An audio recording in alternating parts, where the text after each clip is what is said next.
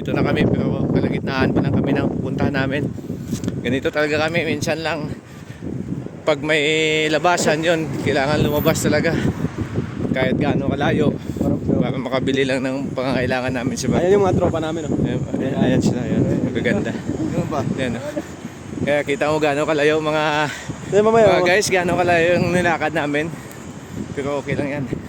Kasi kung manatili kami sa barko, may trabaho doon eh. Kaya gusto namin lumabas na lang. Tapos pag di ba yung mga picture na babae, yun ang girlfriend ko dati. Ayan sila. Parang matawa sila mo, di ba?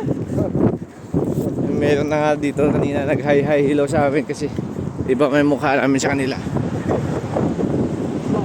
Turista kami dito pag nandito eh. Ayan o. Salamin o.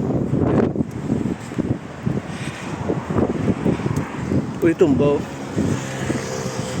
Ayun guys, so motor sinipa ko yung kanina. Inis na ako eh. Kasi sobrang pagod ko ba. Ginamitan namin ng 3 tiyan. Tinadyakan ko yung bike at saka motor. Ayan o. Baligta o. Oh, yan, yan o.